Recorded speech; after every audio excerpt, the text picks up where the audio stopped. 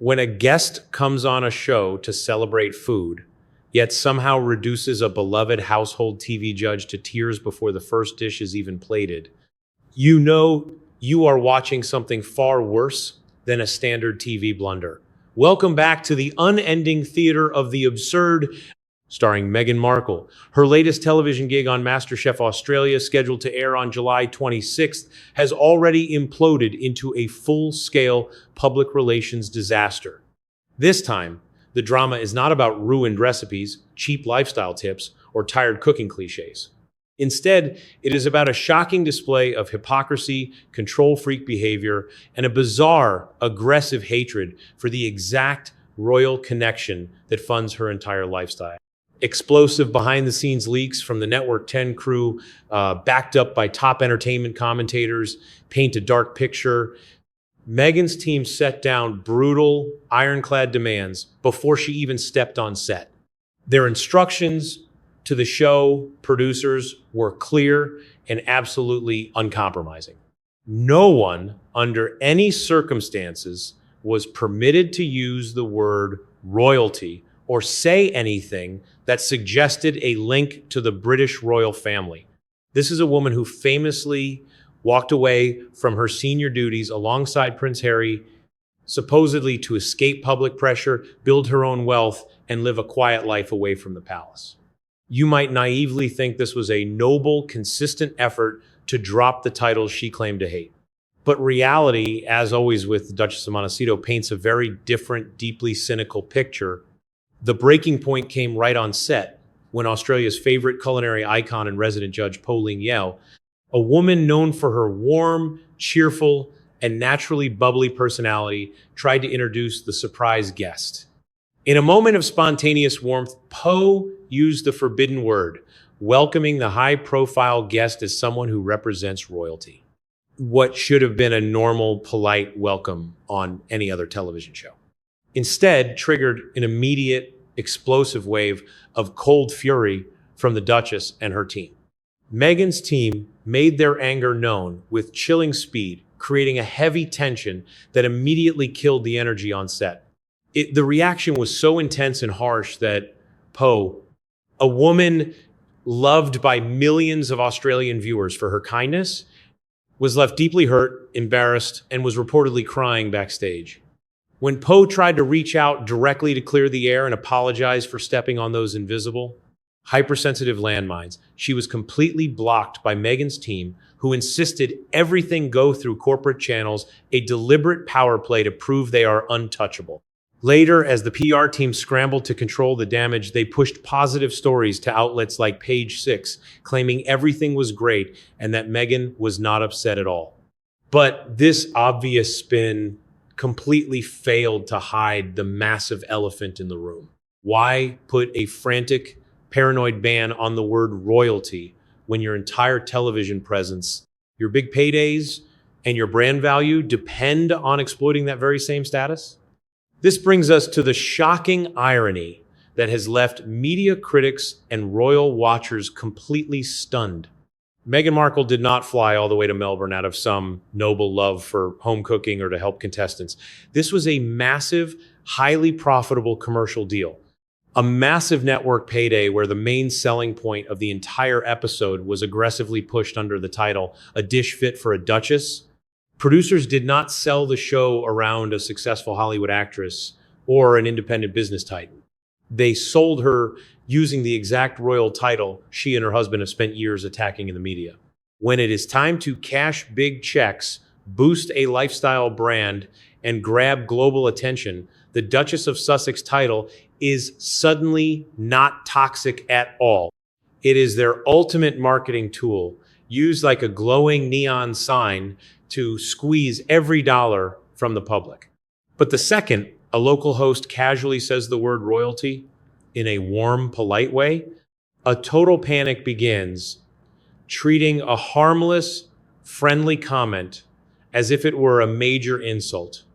This massive contradiction shows the real problem with the Sussex brand.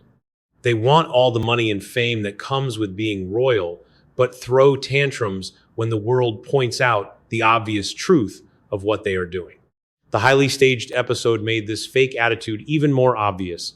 While contestants panicked under intense pressure to save their meals, Meghan just glided through the pristine, soft lighting, offering empty, rehearsed advice, telling them to cook from the heart, and claiming her young kids supposedly love eating Brussels sprouts, a clear attempt to look like a normal, relatable mom, which feels completely fake to anyone who knows her real lifestyle. The public sees right through the performance.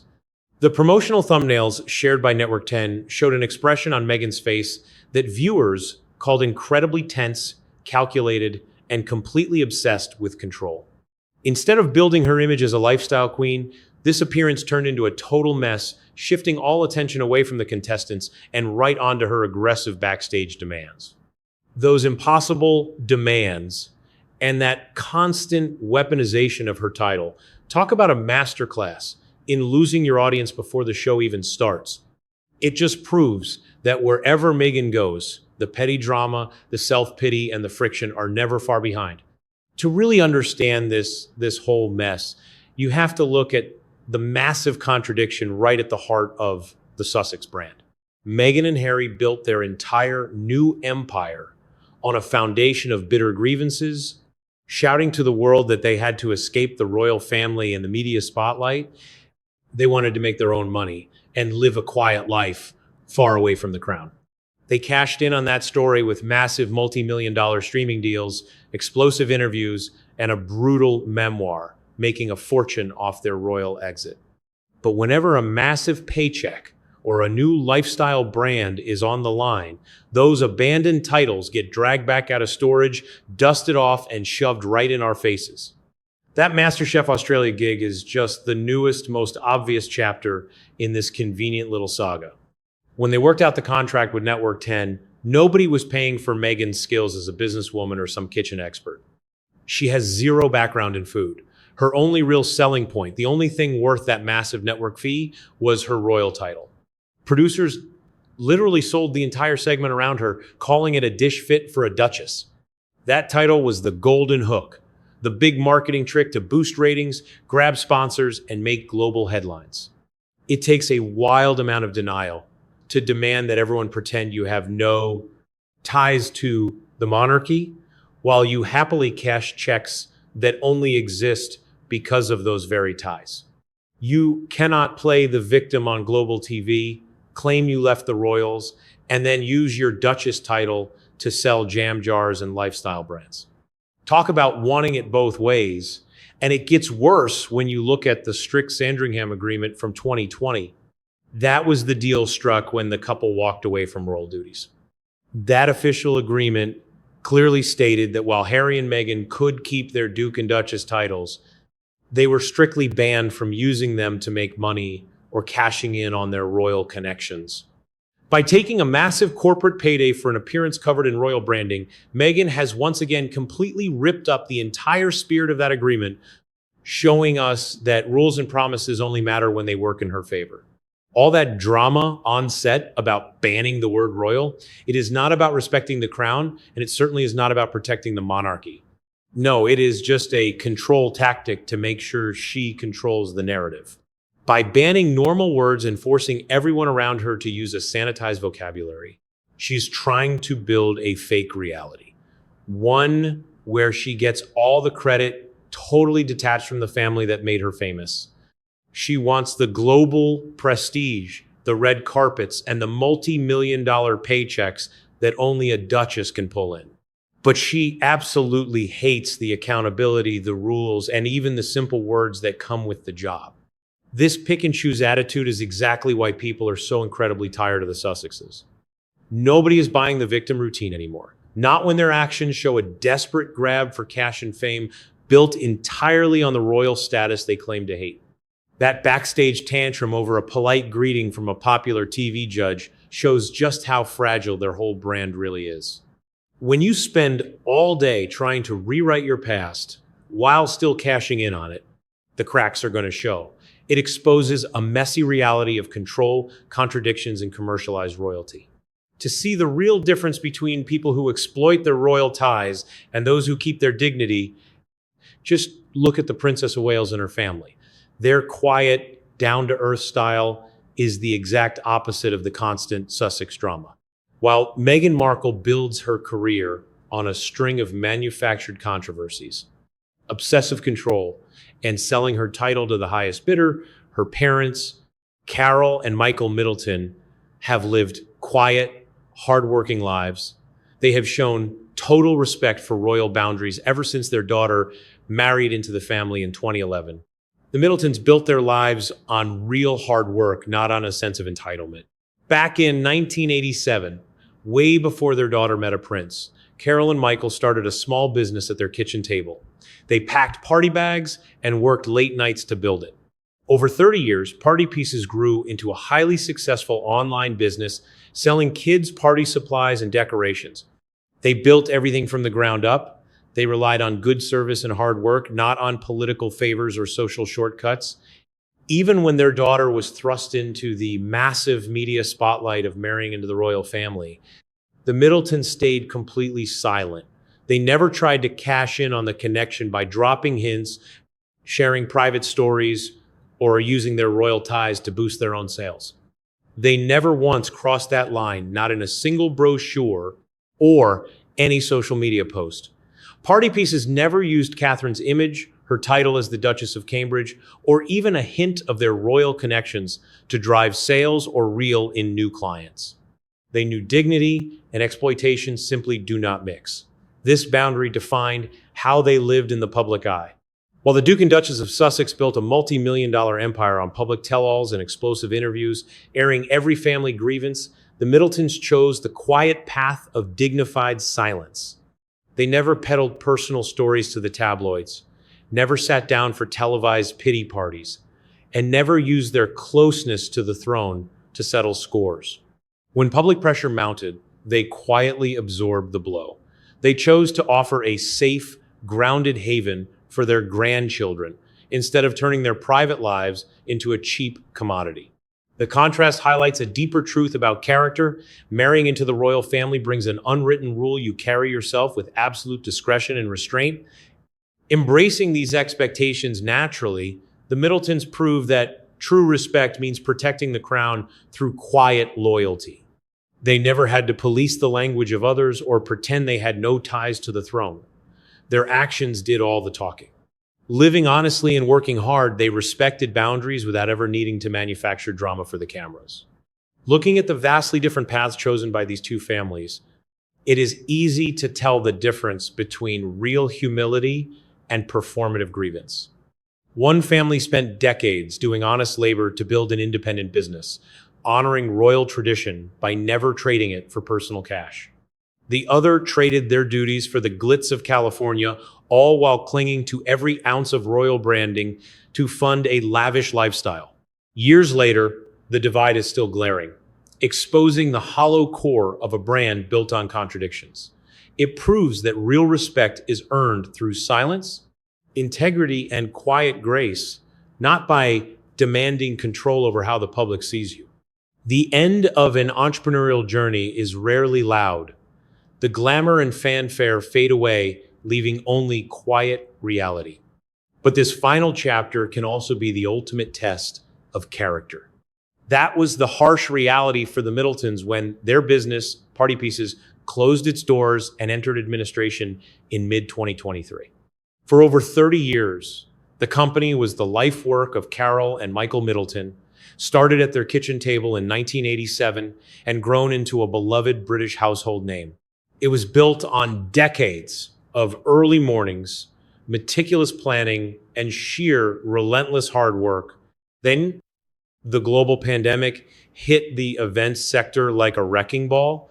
With social gatherings completely banned, the entire party planning industry crumbled.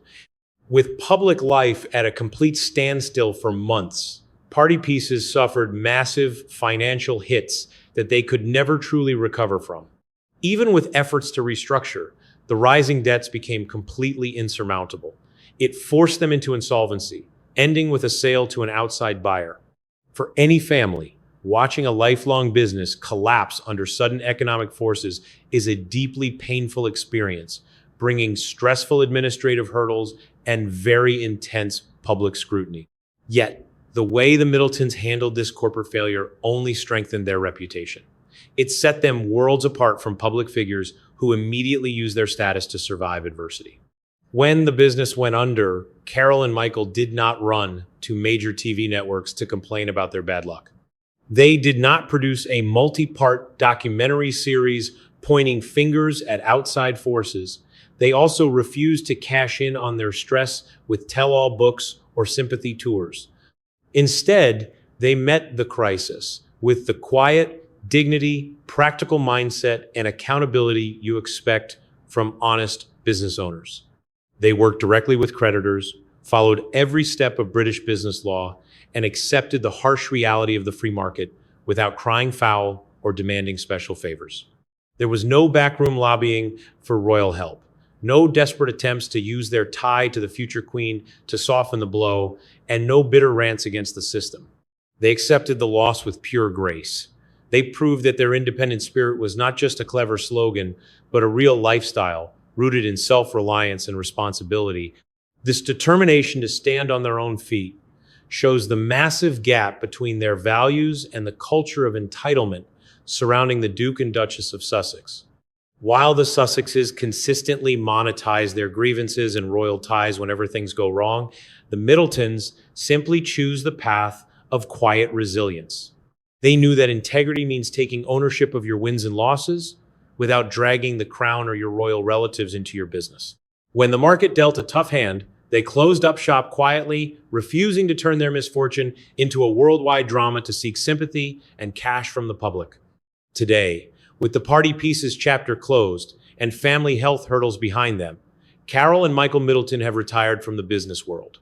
Entering their late 70s, they are enjoying a very well-earned rest. They are focusing on family peace and quiet domestic life. Far from Hollywood flashbulbs and the drama of Montecito, they spend their days tending their garden and walking through the Berkshire countryside. Dedicating their time completely, they are deeply involved grandparents to their 3 royal grandkids, Prince George, Princess Charlotte, and Prince Louis. Their ability to face a massive business collapse with unshakable dignity, without ever exploiting their royal ties, stands as a real masterclass in character. It reminds us that real respect is never demanded through aggressive public relations or strict ultimatums. Instead, it is quietly earned through a lifetime of hard work, silent resilience, and true personal integrity. While Meghan Markle finds herself tangled in yet another self-inflicted public relations crisis, struggling to salvage her fading lifestyle brand out in California, the real core of the British monarchy back in London is busy executing a highly strategic, these calculated, unyielding moves protect the monarchy. The noise around the Sussexes is chaotic, but inside the palace walls, the disciplined resolve could not be any starker. At the center of this cold wall stands the Prince of Wales. His stance toward his brother and sister-in-law is frozen, rigid, hard, and totally uncompromising. Insiders confirm that Prince William has shut the door tight. There will be no reconciliation, no matter what. He flatly rejects those constant rumors, ignoring hints that Prince Harry could sneak back into the family business through some part-time gig. It is a hybrid plan whispered about in the press, where the Duke splits his time. He would split his time between the UK and America, doing half duty while keeping his commercial freedom in the United States. William told his senior aides that this half-in, half-out role is dead on arrival now and under any future reign. The future king sees those old actions, those loud interviews, and public betrayals from the Sussexes as a crossed red line. The trust is permanently shattered. He wants to shield the monarchy from anyone weaponizing their family name just to cash in. So William is building a wall of tight legal rules and hard boundaries. These strict rules leave absolutely no gray areas. Nobody can sell their royal connections for corporate deals and media drama, while at the very same time playing the role of a wounded outsider. The word from Kensington Palace is clear. Serving as a working royal means a lifetime of duty, public service, and total unshakable loyalty. It is not a convenient side gig or brand asset you grab and drop whenever a big corporate payday shows up. Meanwhile, King Charles III and Queen Camilla keep a very safe, calculated distance from the drama across the Atlantic. The king still holds a fatherly warmth and soft spot for his young grandchildren, Prince Archie and Princess Liat, but the business of the crown moves ahead with cold, practical logic. Strong core royals like the Princess Royal, Princess Anne, stand firmly behind this boundary. Her quiet, tireless devotion to duty has long been the gold standard, and she wants these lines kept. They hate the idea of letting the Sussexes keep one foot in both worlds. Doing so would tear down the dignity, stability, and public respect the crown relies on. The monarchy learned brutal lessons from the chaos of recent years. Now, they are fully shielded from outside games, making sure the rules are applied to everyone with unyielding consistency and real accountability. This tough stance matches exactly how the British public feels about the situation. Across the United Kingdom, patience with the Duke and Duchess has completely run out. The newest national polling numbers, tracked by trusted firms like YouGov, deal a crushing blow to Meghan Markle and Prince Harry. Their popularity is in free fall. Support for Meghan in the UK is stuck at rock bottom, flatlining around 19 to 20%, while her negative ratings and public dislike easily climb past 60%. These harsh figures show the British public has not forgotten or forgiven the cold, calculated hits, the constant complaints, and the steady destruction of trust during their dramatic exit and subsequent media tour. For someone whose brand depends on global love and approval, corporate appeal, these terrible numbers show a massive gap. The shiny image, the Sussexes project in Hollywood, is vastly different from how they are seen in the nation they once represented. People do not see this behavior as some brave quest for peace or privacy, but as a shameless run of pure opportunism. They cash in on royal titles when money gets tight, then hide behind legal shields the second anyone asks them to take real responsibility. Now, the royal family is moving forward with a leaner, modern look, focusing on core members who work hard without complaining. Meanwhile, the chaotic path of the Sussexes remains a sharp warning about what happens when you push too far. What is happening right now in London and Melbourne exposes a harsh, permanent truth. Sure, you can spin headlines and police words on TV sets across the globe, but you cannot forever dodge the fallout of your own massive contradictions. And people won't respect a royal title when it is treated like a cheap product sold off for personal cash while dragging a historic institution through the mud. That MasterChef Australia blow-up is way more than just a temporary mess in Meghan's chaotic PR playbook. It is a raw, miniature picture of the deep and messy contradictions defining Harry and Meghan's entire lives in this post-royal era. On one hand, they constantly demand total privacy, police everyone behind the scenes, and throw fits over simple greetings that remind them of their royal past. But on the other hand, they gladly reach out to scoop up massive corporate paychecks. They sign multi-million-dollar deals and slap their royal titles all over global ad campaigns for maximum profit. They want to keep every drop of luxury, privilege, and prestige that comes with the world's most famous royal family. Yet, they completely reject the public duties and accountability that morally go with those titles. This desperate, constant struggle to have it both ways, basking in the glamorous royal spotlight while playing the wounded victim who fled it all, has completely destroyed any leftover public goodwill. Every single move they make, from calculated lifestyle brand launches to flashy TV appearances, seems doomed to fail because people see right through the cheap opportunism. When you spend years telling the public how much you hated the royal family and how desperately you needed to escape its toxic cage, people naturally expect to see you build a real independent life that is actually separate from that world. Instead, the world watches a never-ending cycle of them exploiting those exact royal connections the second a brand needs a boost or a bank account runs dry. It is a sad irony that by trying so hard to control their environment and police what people say, the result, they only shine a blinding spotlight right back onto their own massive hypocrisy. Look at the sharp contrast between this dramatic outrage and the quiet, humble dignity shown by families like the Middletons. Carol and Michael Middleton spent decades building a respected family business through real, unglamorous work, never dropping hints of their royal ties to sell a single party bag. The Sussexes? They have consistently treated their titles like cheap currency to be traded on the open market. When the Middletons watched their life work crumble during a tough global economic downturn, they faced the crisis with dignity and accountability, refusing to turn their setback into a dramatic global media circus. But when the Sussexes face financial pressure or dry spells, they lean right back into the royal drama, creating friction and demanding special treatment. It is a master class, a lesson in the real difference between earned respect and fake manufactured privilege. Meanwhile, the royal family in London keeps building up its defenses under the strong, steady leadership of the Prince of Wales, completely locking the door on any part-time royal gigs. The message to the world is clear. Being a working royal demands a lifetime of quiet service, duty, and absolute consistency, not a handy part-time job to exploit whenever Hollywood funding runs dry. The drama in Melbourne, where a beloved TV judge was reduced to tears over a banned word, will eventually fade from the headlines. But the deeper story is here to stay. It is a cautionary tale of a brand trapped in its own web, trying to hide from the titles that keep it alive while draining every last dollar from them.